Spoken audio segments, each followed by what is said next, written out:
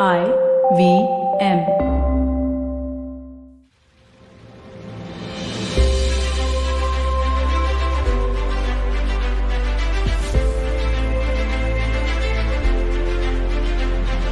Hey everyone, welcome to today's episode of This Round is on Me. So, we have some exciting news to share. The table just got recognized for its outstanding wine list and received an award of excellence from Wine Spectator, one of the foremost publications on all things wine. It's the third year for us, and we're also the only standalone restaurant in the country to get it. So, woohoo! So while one baby continues to reach new heights, another one is hopefully about to open soon. Many of you who've been following what we've been up to over the last few years would recall our Southeast Asian inspired restaurant, Miss T. In fact, I co-hosted an entire podcast on the making of a restaurant in Mumbai called the Colaba Cartel. So check that out for sure, which was based on the creation of Miss T. Unfortunately, the restaurant didn't play out as expected, and we closed down in about 15 months, but pivoted to a Cantonese-style restaurant a few months later. Sadly, 10 days after opening, the pandemic struck.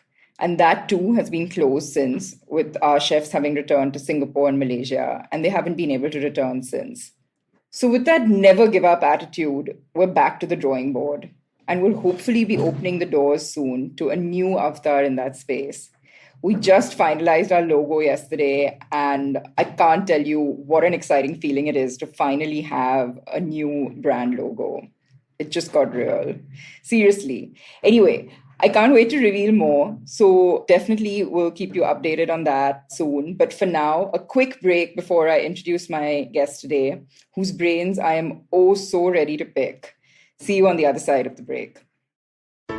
Hey everybody, let me tell you a little bit about what happened on the IVM Podcast Network this week. On Cyrus Says, Cyrus was joined by Irfan Pabani, who is an old friend of his. They talk about the rich flavors of Indian food and Parsi food specifically. He was also joined by author and historian William Dalrymple. They discuss literature, history, and the culture of the Indian subcontinent.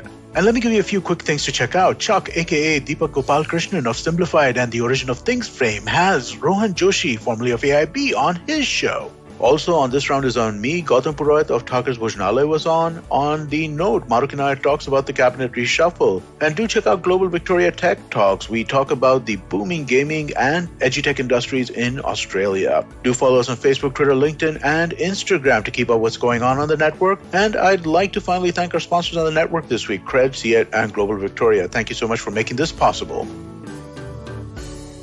Welcome to another episode of This Round is on Me. My guest today is Dheeraj Sinha, one of Asia's award-winning consumer strategists. He's the CEO and Chief Strategy Officer, South Asia at Leo Burnett. Under his leadership, Leo Burnett India has been awarded the #1 agency of the year in their global network of 86 agencies. Wow. He's the author of 2 bestsellers on the Indian consumer market, which is India Reloaded, Inside the Resurgent Indian Consumer Market, and Consumer India, Inside the Indian Mind. He's also a fellow podcaster now with his new show, Speak Easy, with the IVM Podcast Network. Welcome to the show, Dheeraj. Great to have you today. So glad to be on your show, Gauri. So I have so much to sort of pick your brains on, but I'm going to start with your role at Leo Burnett, which I've read is described as leading the transformation of the agency to a new age company, transforming both the client and the talent mix. Yeah. What brought about this need for transformation? I mean, that's a very unique description. It's not a typical description. So take us through that and. Yes, those are fancy words for LinkedIn, actually. But so I keep changing my designation, right? Sometimes I call myself the Chief Energy Officer, or sometimes I call myself the Chief Plumber of the organization, because in a day I do so many jobs, right? At one end I'm fighting with procurement that we are a creative organization and you cannot year on year reduce our Credit period. credit period and reduce our income, because we have to in fact give increments to people. So in the morning I would be doing that, in the afternoon I'll be discussing a creative idea, in the evening I'll be looking at our revenue and so on and so forth. But coming back to the whole transformation point, right, I think like every other business, right, what's happening is that the business of building businesses and brands itself is transforming as well, right? I mean, there are so many fixed fundas about how to build businesses which were developed, say, 30 years ago and developed in Western markets, right, which don't apply to what we are going through at this point in time in India, right? I mean, here is a country which is, teeming with population. People are going through their first flush of consumption in many categories, or second flush of consumption. We have a generation who's got money after a lot of hard work, after a long time, right? And on top of that, there's this digital compression which has come to us. So it's a very unique cocktail or very unique mix, right? And you cannot navigate this time through anything that you read in your MBA school 20 years back, where either which ways all the theories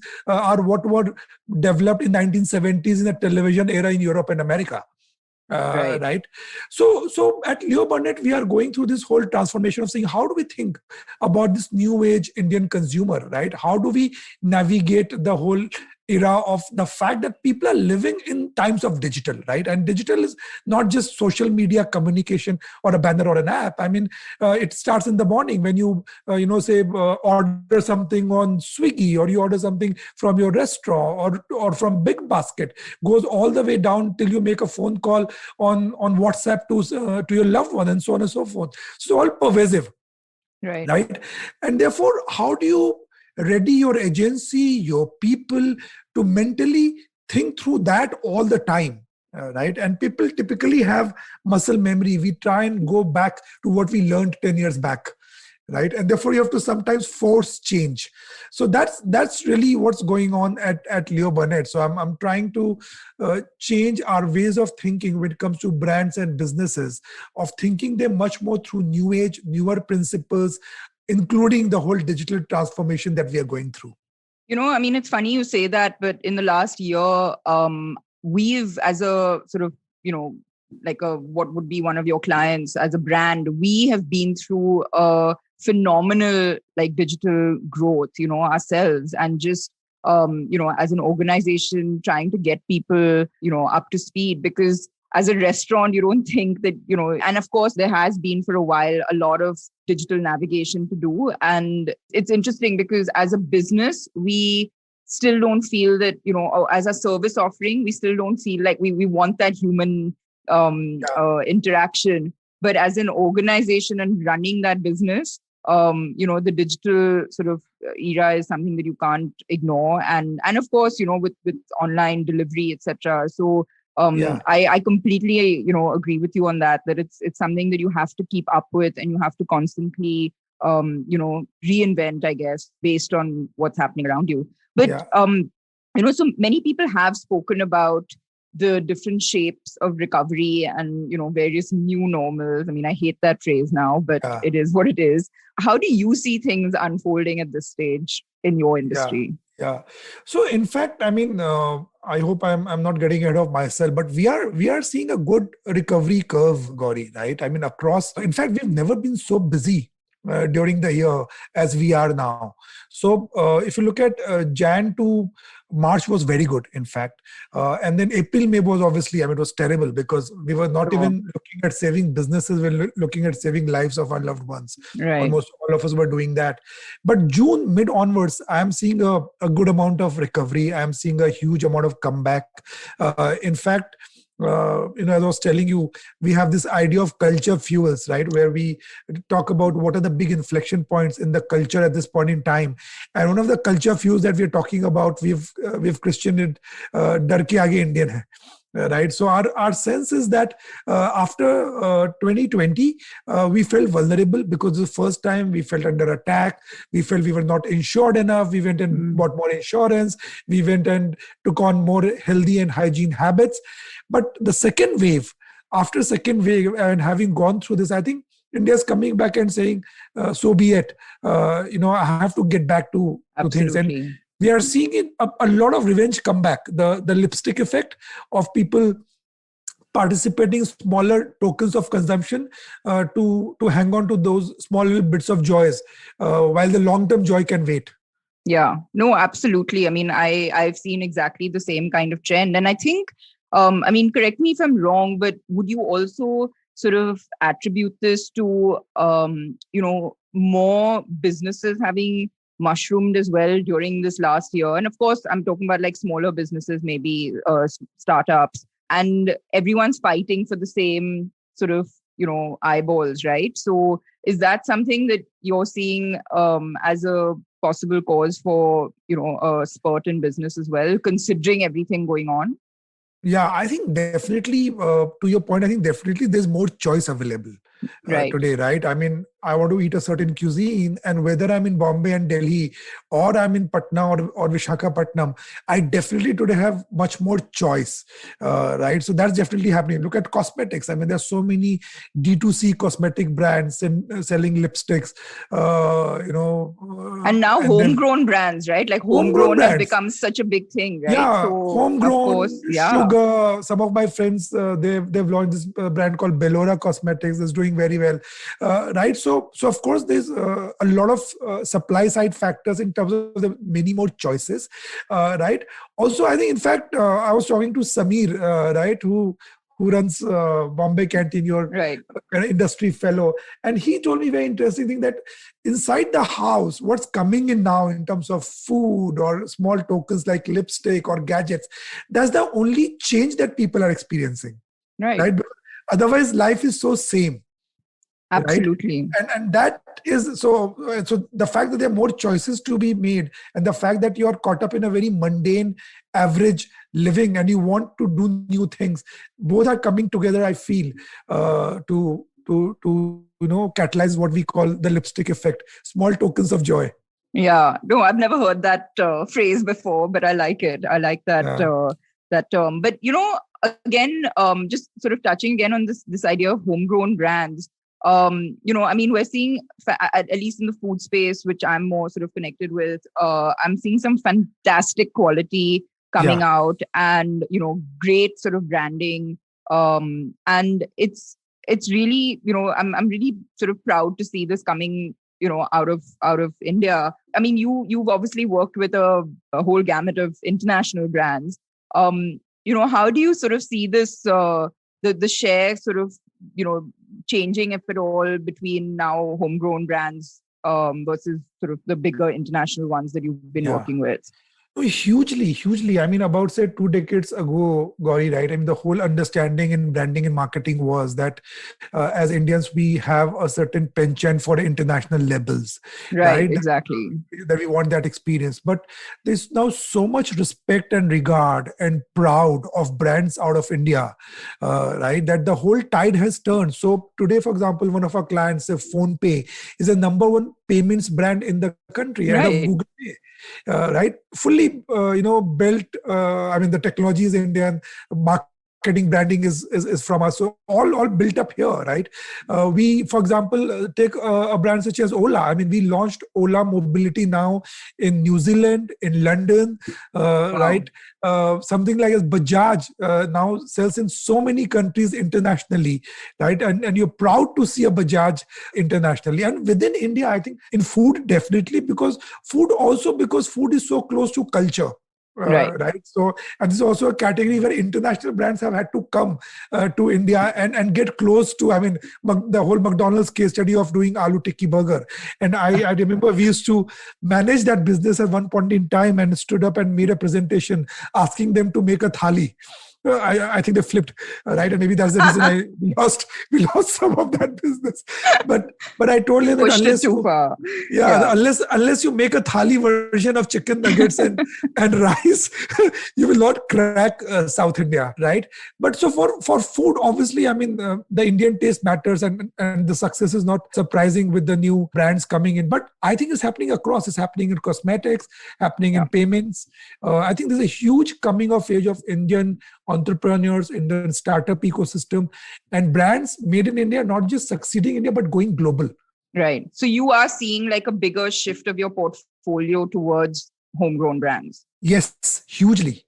Amazing. Yeah. Yeah. So I've heard that, you've managed to get sort of more than 70 new clients and projects over the last 3 years. That's really commendable. And most of them from the new economy without a pitch. How did you make that happen? Yeah, I think a lot of them without pitch, a lot of them with pitch. But I think early about, when I took over as the leader at Leo Burnett, I realized that we needed a fresh kind of a perspective on where we want to take this agency, and this thinking was there in the agency even before, right? So we were already moving in that direction, but we articulated it and we put it in our credentials presentation. I remember we wrote the first slide saying India's #1 new age agency.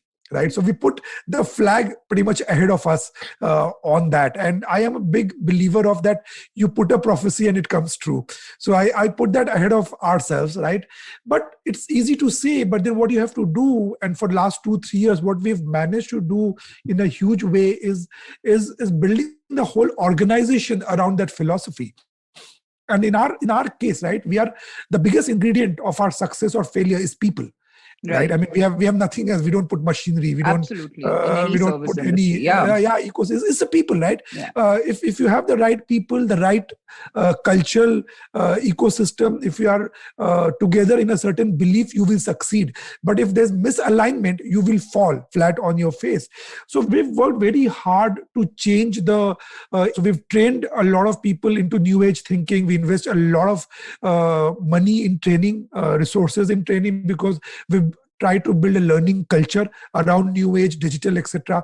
A lot of new hiring we've made sure we hire from what I call mutant DNA, right? So you do one thing well, but we also do another thing very, very well.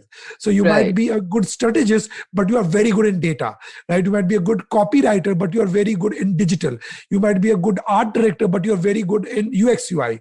Right. So we've gone out and made sure that we convert our current talent into mutant DNA, and we hire more of that talent and build a culture of outcome orientation, people fighting together for this cause. And that, I think, the culture coming together, to my mind, is what is responsible for the success that we are seeing. Mm-hmm. There's alignment and people are standing up and they're excited about doing this. That's incredible. I mean, moving to sort of the consumer now, what are the broad consumer behavior shifts that you've seen during the pandemic, and how have your sort of, overall strategies for brands that you've been advising pre-pandemic changed as a result? So the behavior is changing across categories and fair bit, right? One is obviously we've seen a lot of shift towards, say, for example, in transport, we've seen remarkable shift towards personal transport than, say, shared mobility, right? And therefore, if you look at bikes, for example, the lower end bikes, etc., or secondhand have taken off in a big way, because people have realized that you should have your own controlled ecosystem while you're traveling, and so on and so forth. We also realize, for example, that the pandemic has also enhanced the divide.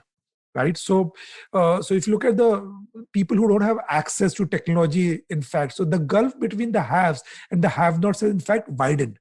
So at one end, technology has accelerated digital and technology. And for the people who have, they have taken it in a bigger way. But for the people who don't have, for them, the chasm has been even wider. So take, for example, the COVID app, right? I mean, a poor person who doesn't have a smartphone, how do you register for a vaccine? How do you even, navigate the linking of your Aadhaar card to your COVID app, to the SMS, to the appointment, right? So that's one example. The other example we've seen is in households, the whole patriarchy piece has risen its head again, right? So while the boys got all the access, especially in the smaller town, rural India, to all the educational tools online, etc., the girls were the ones who were being deprived, right? So the pandemic also pushed that divide. I mean, a lot of women, for example, example, have had to sit at home and manage jobs, children, household chores, all of it together. So then how do we bring empowerment on the side of women? So with Whisper, we've created this platform called Mobile Shala, where we got access to young girls on education, right? Education tools, devices, so on and so forth. So those are some of the broad, shifts that we have seen during pandemic, and how some of our clients have therefore behaved differently than they would have otherwise because of these insights. Right. And also, I'm guessing just overall, like you were saying, like, just consumption on the digital medium, right? Like I'll give you an example for us where a lot of, we've had to set up sort of very smooth, sophisticated ordering platforms digitally, where previously we may have just relied on like third-party, aggregators, right? So it's again recognizing that people are spending so much time on their phones. We have for the first time taken our social media to another level in terms of the spends that we're doing on, the digital marketing piece of it. Because we just, again, recognize that people are spending so much time on social media, and you sort of, and I don't know how much of this is here to stay when things sort of come even more back to normal, but it's definitely something that's driven our whole sort of approach to, how we project our business to our consumer. And in your case, Gauri, right, the ownership of data, right? And being able to know your customers so well, and what they're ordering and what their preferences are and how they're changing.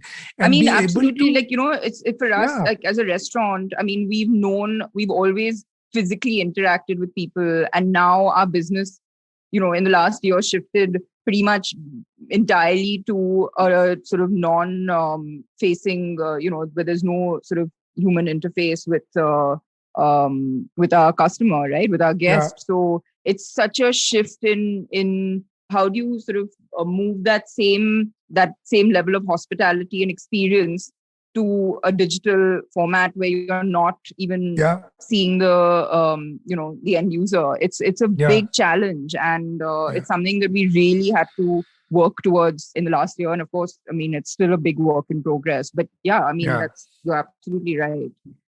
Yeah. So, just speaking about the pandemic, but also trying to look beyond it. Communication really needs to be crafted carefully. That's one thing that I've learned more and more in the last year. And there's this sort of risk of, either too less talking or too much.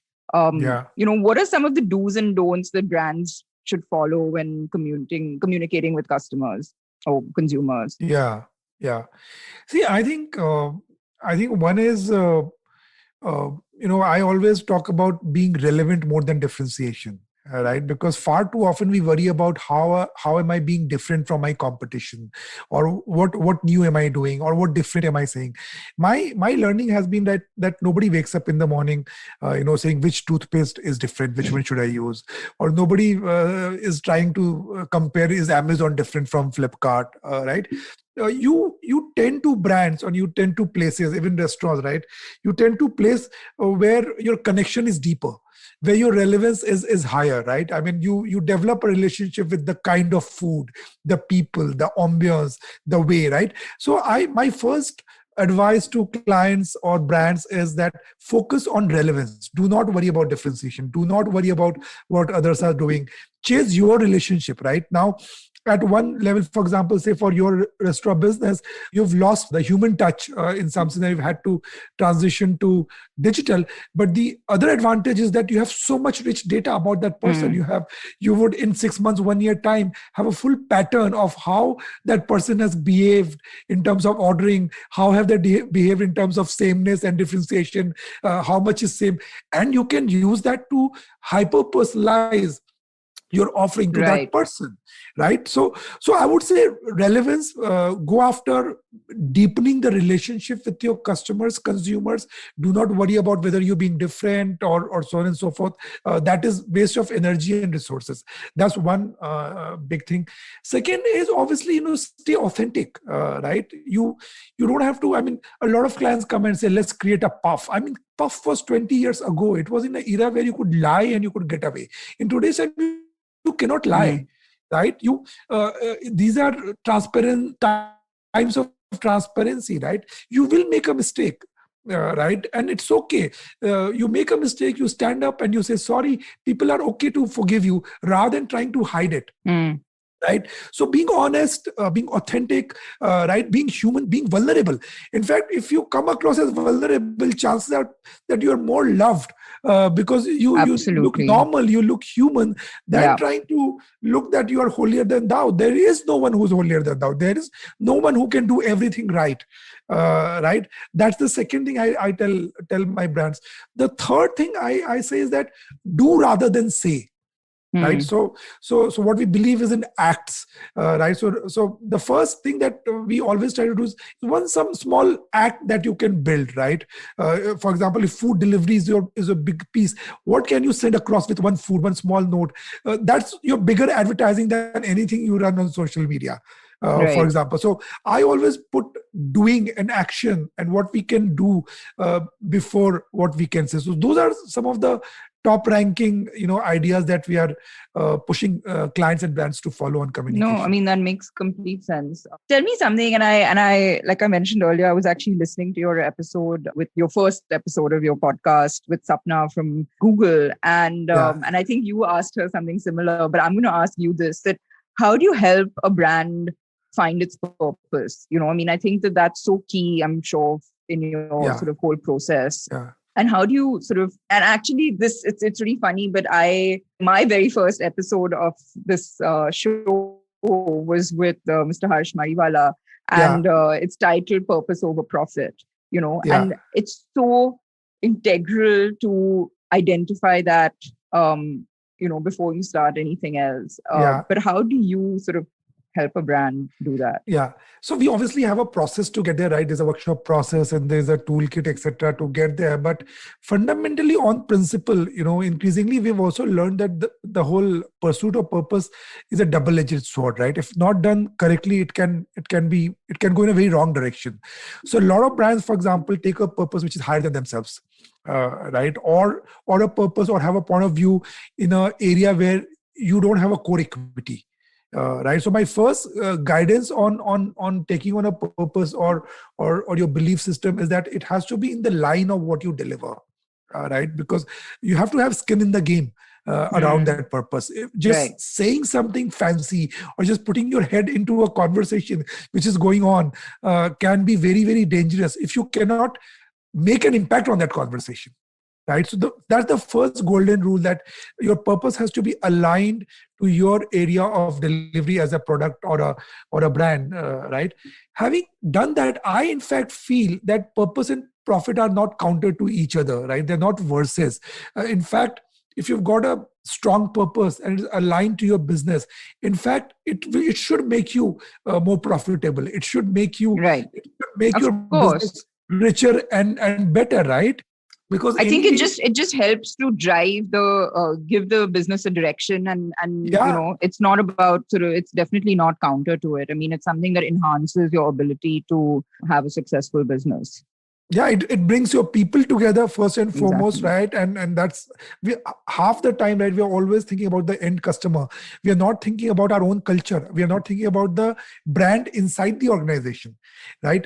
I mean, that's so important. If the inside the organization brand is not sorted, you will never be able to project the brand outside, right? So the purpose, to my mind, the biggest advantage is that gives internal people a sense of purpose, a sense of goal, and brings them together to deliver to something. And consumers obviously would like to participate in a brand which has a point of view, which has something to say, which believes in something. It could be, it doesn't have to be world changing, right?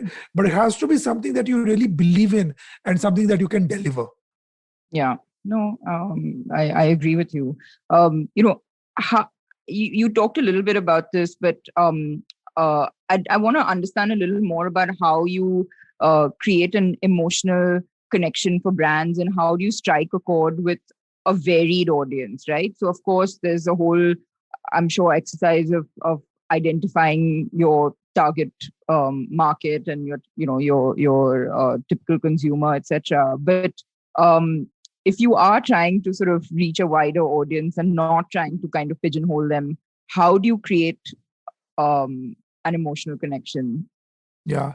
So I'm Gauri, a big believer of culture thinking, right? So I personally believe that there are no consumer insights, but there are cultural insights, right? People live as a part of culture. Nobody thinks about consumption all the time. Nobody thinks, oh, which brand should I consume at this point in time, right? Nobody's like that. That's only when we do too much of MBA thinking, that ends up happening that way. So I like to think about people and about culture, about what's going on in people's lives, right? So to give you an example, when we were thinking about Spotify, right, which is music streaming, and we were looking at all the work that other brands had done.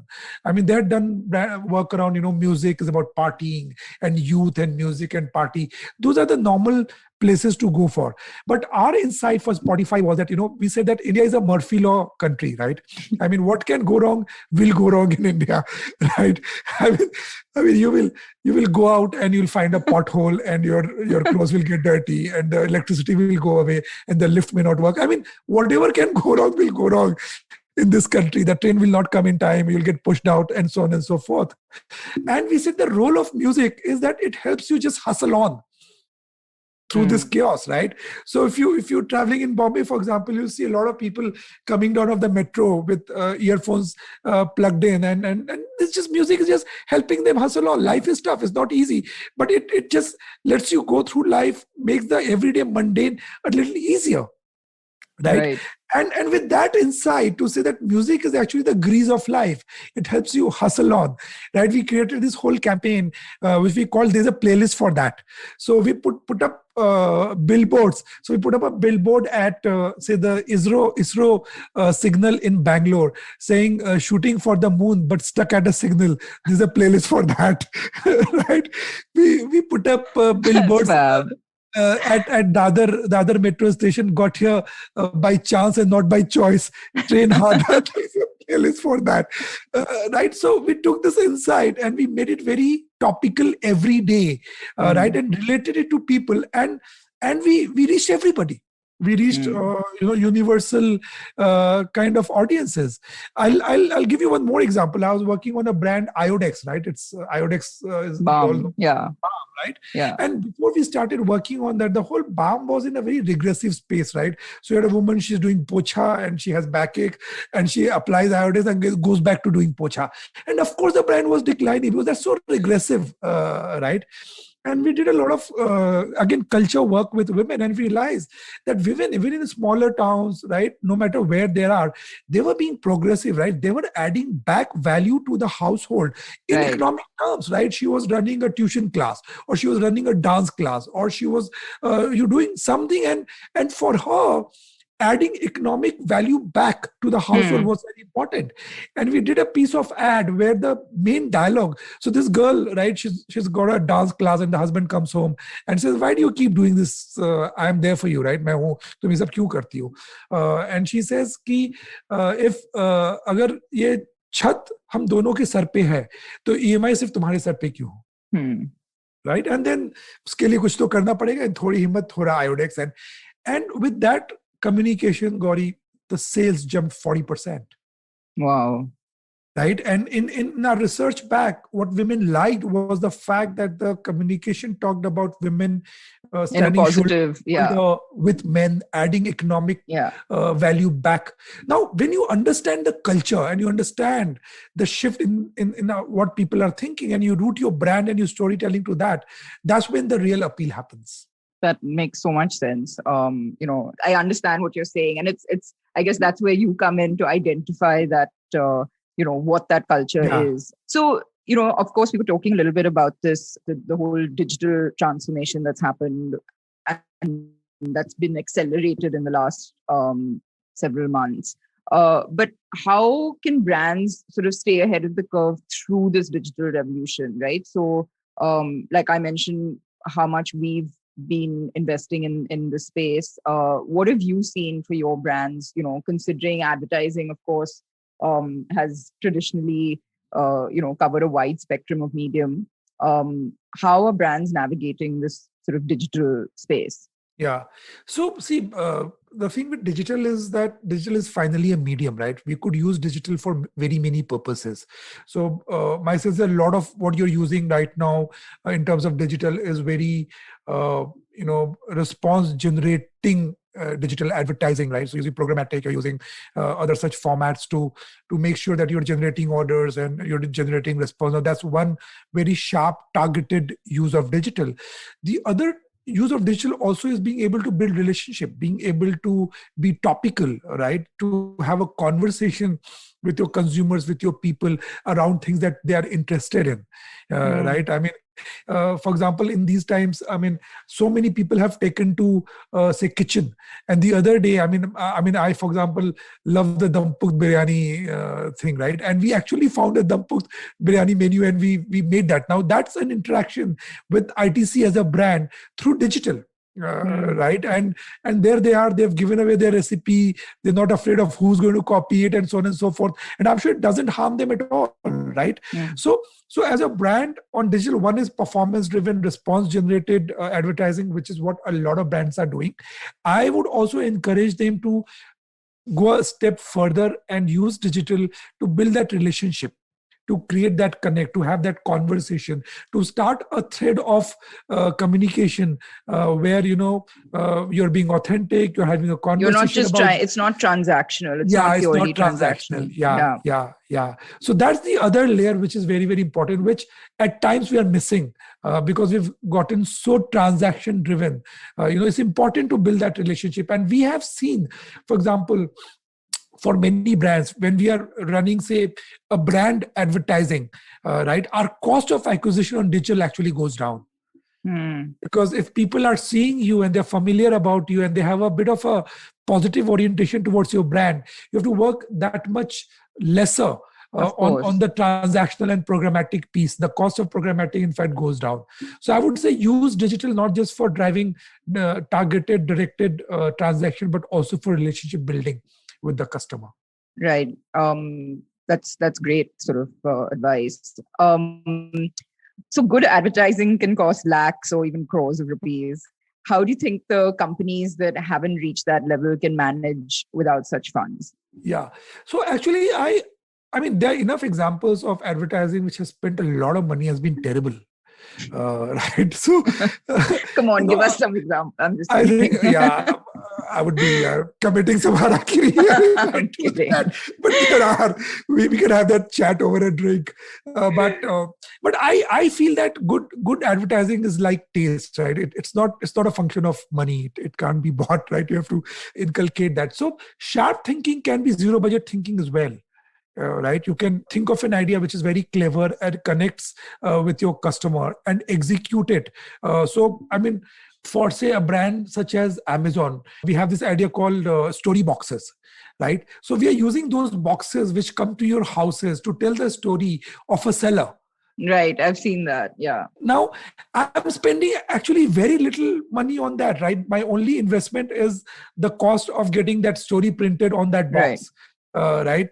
Which is one-side printing has now become two-sided printing. Or you could use a decal, for example, on that. So the money I'm spending on that is not critical. But the idea that I'm telling a story, a nice story, and I'm entering your house with a nice story becomes much more critical and important. Right. So I would say it's about the thinking, which is far more important than the money. And we have to think smarter, low-cost ways of appealing to customers than thinking about that advertising is always about money. I mean, everything speaks. Your packaging speaks, your language speaks, the way your call center replies speaks, everything speaks. Absolutely. I mean, I think you've kind of answered my free advice moment since I have you captive right now. But, the F&B industry has grown exponentially in the last few years. So what advice would you give a restaurateur like me about marketing my brands today? And I know we've talked a lot about this and, some great tips coming out of you in sort of the last few questions. But, specifically for the restaurant industry, what would you say? I mean, you guys are masters of food, right? As one of my friends told me that, Indian kahin bhi chala jaye, jab tak usko jeep pe mirchi na lage, usko swad nahi aata hai, right? So the whole idea of being close to the palate, etc., and that you guys know very well. In terms of marketing, I actually feel that, today is an era where the brand is embedded in the product. Right, so your product is your brand as well, right? And what is the signature of your product? How do you imbue a distinctive signature to your product that itself becomes a brand, right? A lot of times we mistake that brand is the advertising that runs outside the product. So I would start with the product. I would start with the ambience. I would start with the packaging. I would start with the tonality in which way a good example, not a restaurant example, but a close to hospital example is Indigo. Right? A low-cost airline, which did not make you feel low cost, right? Even the small sandwich that they had, they called it Airwich. They told a nice, interesting story on the sandwich box. They made sure that every interaction you had with the brand spoke something about the brand to you. Absolutely. So I would say for the restaurant business, because you have so many touch-feel points, right? You have food, you have packaging, your bill, your customer service. I would say we should think hard on saying how each of those points become a branding point even before we go to advertising. Right. Absolutely. Couldn't agree with you more on that. So, Dheeraj, we're going to take a quick break before I come to the fun part, which is the rapid fire. So I'll be back in a few seconds. Excellent. Come learn and experience the ABCDs of being queer with me, Shunetro. And me, Farhad. On our show, Gay BCD. The two of us take you through our stories and experiences of being gay men in the city of Mumbai and have candid and sometimes downright scandalous conversations about sexuality, gay culture, and everything in between.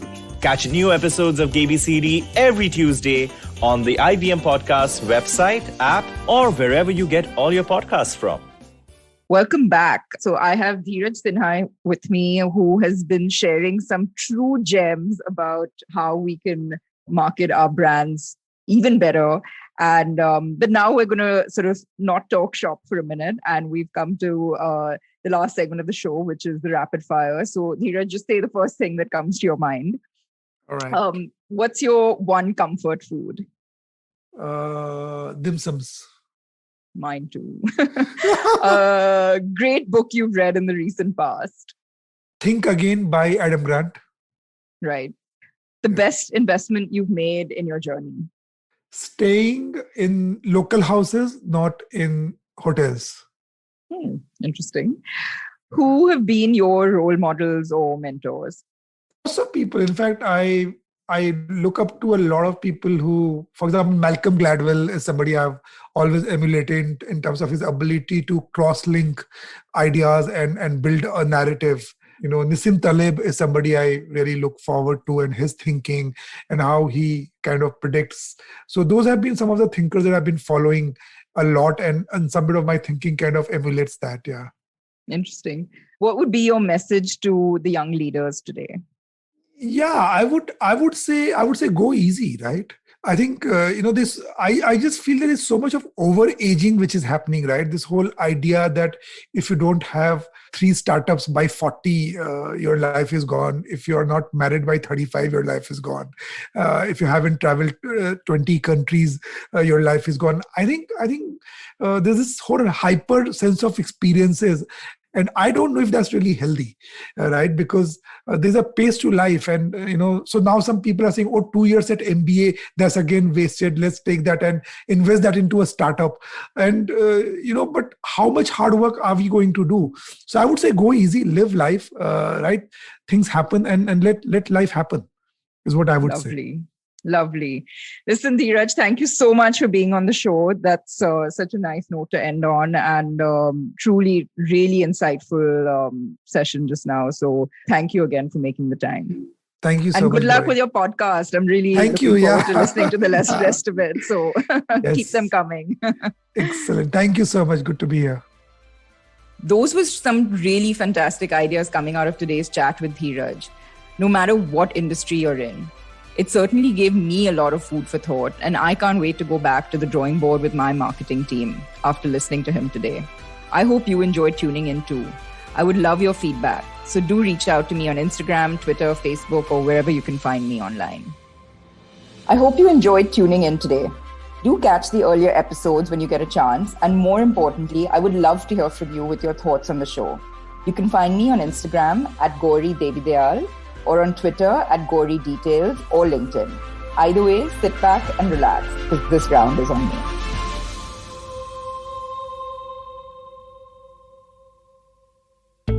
Feeling overwhelmed, anxious, struggling with too many obstacles, don't know where your life is headed? Well, if you are dealing with one or all of these, tune into the Positively Unlimited podcast because in each episode, I share a life lesson, a life hack, a pro tip that can help you get your life back on track. All episodes are available on the IBM website, IBM Podcast app, or wherever it is that you get your podcast from. Eventually, you'll see the end of your childhood, get accustomed to womanhood, enjoy the experience of sisterhood, might get to wifehood, or not, choose motherhood, or not. You'll learn to define your personhood, earn a livelihood, change the neighborhood, and get rid of the falsehood that life post-academia is easy. So join me, Ritasha, and me, Ayushi, on a journey from station starting point to station, what now? Next station, Pudin station, and hopefully, Agla station, adulthood. Fresh episodes out every Thursday.